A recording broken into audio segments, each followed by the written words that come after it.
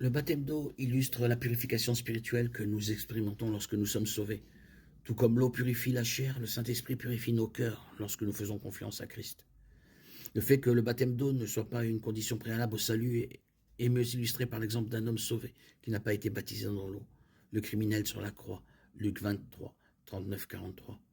L'un des malfaiteurs pendus l'injurie en disant « N'es-tu pas le Christ? Sauve-toi toi-même et nous aussi. » Mais l'autre le reprit en disant « Ne crains-tu pas Dieu, toi qui es sous la même sentence? Et nous, c'est juste car nous recevons ce que méritent nos actes, mais celui-ci n'a rien fait de mal. » Et il dit « Jésus, souviens-toi de moi quand tu viendras dans ton royaume. » Et il dit Jésus, il lui dit « En vérité, je te le dis, aujourd'hui tu seras avec moi dans le paradis. » Ce pécheur autoproclamé a reconnu Jésus comme son Seigneur tout en mourant sur une croix à côté de lui.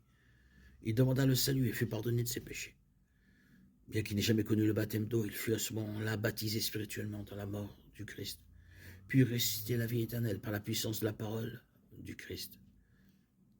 Hébreux 1:3. Il est le rayonnement de la gloire de Dieu et le signe distinctif de sa personne. Et il soutient l'univers par sa parole puissante.